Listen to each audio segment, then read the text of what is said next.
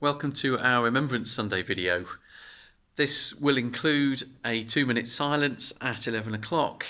There'll also be the last post, and we're going to be remembering the names of those who died in the First and Second World Wars from the Emmanuel Church parish. To start us off, I've asked a couple of people to talk about why Remembrance Day is important to them. This is Tony Thompson and Nigel Shaw, both of whom have some military background. Hello everyone. Some of you will know me already, but my name's Tony. I wanted to post this short video about what remembrance means to me. I don't think in over 10 years I've actually missed going to a church service and a cenotaph, but as everybody knows, 2020 is an extraordinary year and we can't do many of the things that we previously did. However, in spite of that, it'll still be a special day for me. I joined the army when I was 19 after college. I came from a military family. My granddad served, my dad served. I still have 2 nieces that are currently serving. So I joined up because it felt like the right thing to do. I didn't join up for any political affiliation. It had nothing to do with that. This was the 90s. There were a lot of atrocities occurring in various places. Rwanda, Bosnia, Northern Ireland, just to name a few. But I had a choice to join up, as many people today do. But in 1914, the boys and men that found themselves in northern Belgium didn't have any choice. They were conscripted, and many of them, unfortunately, never came home. Sons, brothers, fathers, friends, neighbours. And sometimes I think there's a bit of a preoccupation with the great monuments of history, the great leaders, poets, and not much consideration to the suffering and sacrifice of the unknown soldier, the common man. Not just then, it's about remembering now as we live in the 21st century, because obviously soldiers still die in conflicts. I think it should be a peaceful time to reflect and think about that, in the hope that we never have to repeat that shared history again, that huge conflict. You might know of someone still serving, or you might know of someone that has served in the past that's no longer with us, and that's important. We should never forget, because I think this illustrates our shared humanity. You can observe remembrance in various ways: wear a poppy, make a poppy, go to church, visit a cenotaph at 11 a.m. It doesn't matter which. The important thing is using that time to reflect on our shared humanity and thinking of all the people that are no longer with us. So I think that's really important, and it's a good thing too. Thanks for listening, and have a lovely Remembrance Day, and see you soon. Take care everyone. Bye-bye. Thanks for coming down today, Nigel. No problem, Peter. I thought I'd ask you, Nigel, as someone who relates closely to war and conflict, what Remembrance Sunday means to you. You've known family members that have died in the wars, haven't you? Yes, my grandfather, my father and my mother all served in the RAF. My father served in the Burma campaign as a fighter pilot, and his cousin was a prisoner of war with the Japanese. So really I followed family tradition into the armed services. You know, when I take part in Remembrance each year, I feel sad for people that have died in war, but I may struggle to relate to it personally because I've not known family members. Some of those family members you just named did perish in World War II. Yeah. Yes, and of course they died, and I think we should all remember, so we could live a life of freedom from tyranny. So their sacrifice for the men and women in all the armed services wasn't in vain. Absolutely. So that's why I think we should always remember Remembrance Day to the generations and not forget it. So you followed in the family tradition, Yes. went into the RAF. Yeah. Tell us more about that. I spent 22 years in the RAF, spent time in Europe, in the Far East, doing various jobs, so forth. And even there, we celebrated when we were away from home. We always celebrated Remembrance Day as it happened on the Sunday. Wherever we are in the world, it's always remembered. Yeah. So when Remembrance comes around each year, you remember family members who've fought and died in conflict, maybe some RAF comrades as well? Yes, a few of my friends died in various campaigns around the world, and they also should be remembered as well as the veterans who died in the First and Second World War. Yeah. Which we do. Yeah. One of the things I observed actually is that after the Iraq and Afghanistan wars, we started seeing more people attending Remembrance Sunday services at church. Because I think what happens is when you do know people that have been affected by war and conflict, it hits home more, doesn't it? It does, and I'm pleased to see the younger people I've seen attending to remember their past heritage and what the older generation, which can't be many left now, because looking at in 2020, a lot of the veterans have died, who survived it. So I think we should remember it every year and hope the amount of people who remember it carries on in all the generations to come. Great. Well, thank you, Nigel. Each year you lay our wreath here at St Christopher's, and to me you embody the spirit of Remembrance Sunday, so it's nice to hear a bit more. Thank you, Peter. From you. We're having to endure a pandemic at the moment, and it is tough. It is difficult. At the moment, the UK death toll from the coronavirus stands at around 47,500. I thought I'd compare this to the number of people who died in the World Wars. In World War I, 700,000 men died in conflict, and World War II, 450,000 people, including some civilians through the bombings. Of course, this pandemic is hard, but this does rather put things into perspective.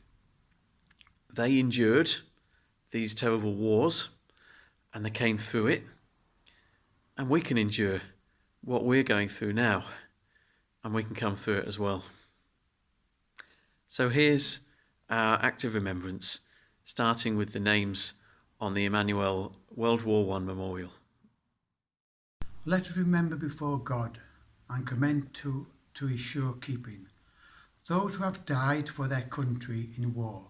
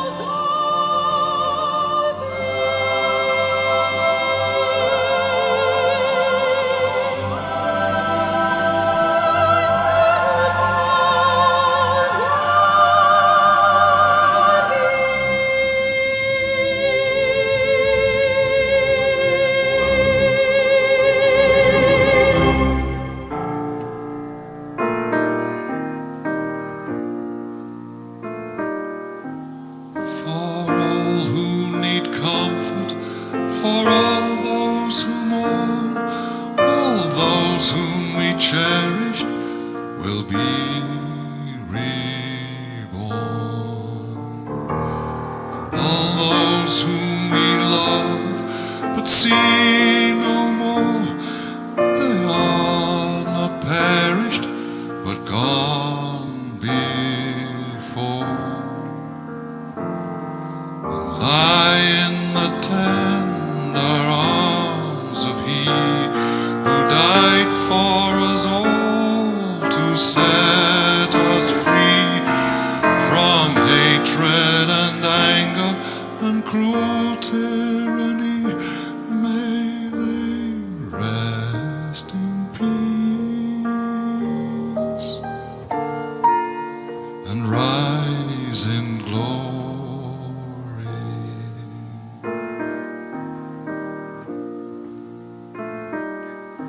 All suffering and sorrow will be no more. They'll vanish like shadows at heaven's door.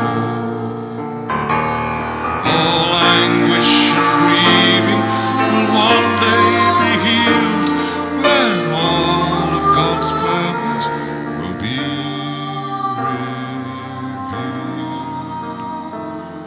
Though now for a season lost from sight, the innocent slain in the blindness of right are now in the warmth of God's glorious light, where they rest in peace and rise in glory.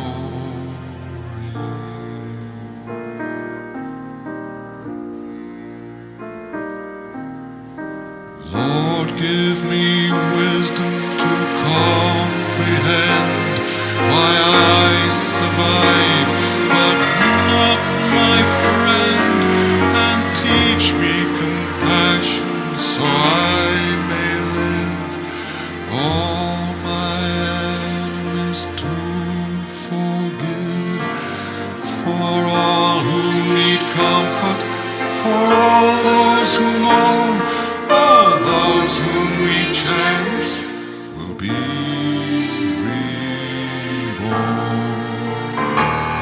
All those whom we love but see no more, they are not perished but gone before.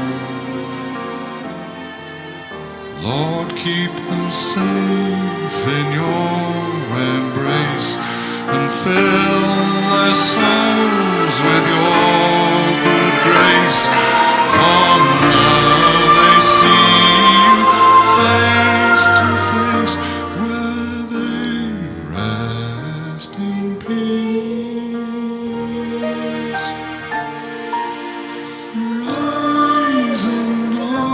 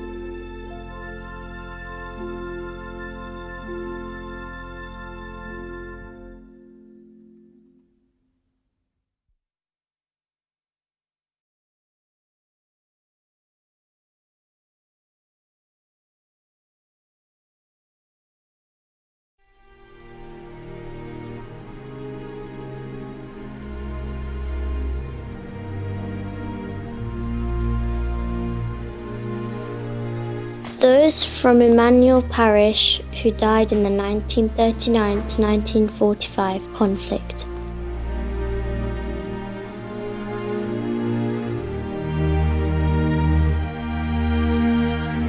Harry Birkenhead, Frederick Cater, John Chambers, Harry Cooper, Thomas A. Cowp, John Dagger,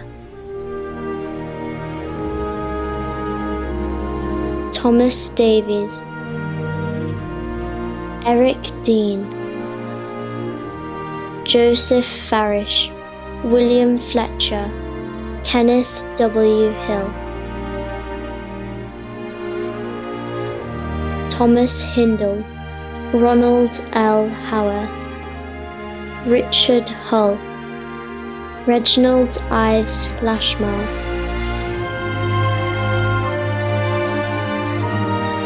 Frank Johnson, Charles Kellett, Clifford M. Martin, Joseph L. Mashita, John Malloy, Alexander Monk,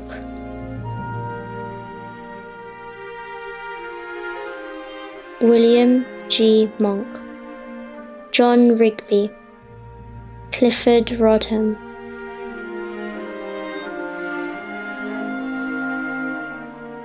James Rowland, William R. Sharples, Thomas Shaw,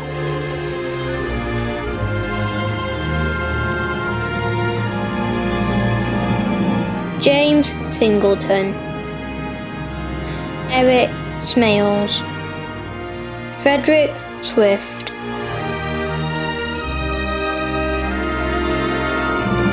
Thomas Thompson, William Thompson, William Turner, Alan Tyrer, Vaughan Worley, William G. Walton,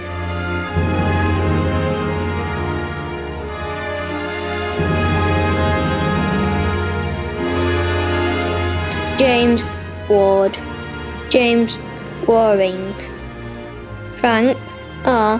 Westhope, Richard Wilding,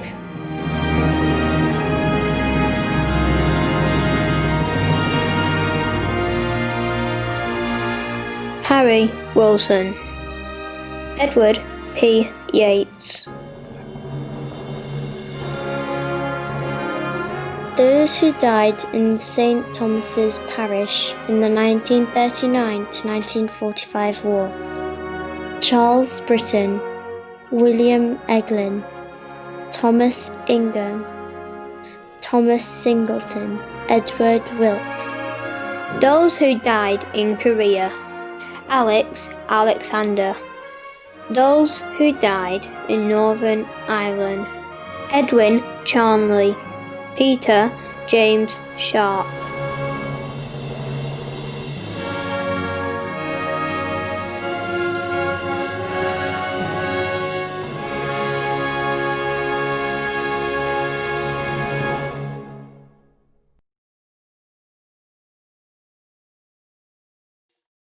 They shall not grow old as we are left to grow old. Age shall not weary them, nor the years condemn. At the going down of the sun and in the morning, we will remember them.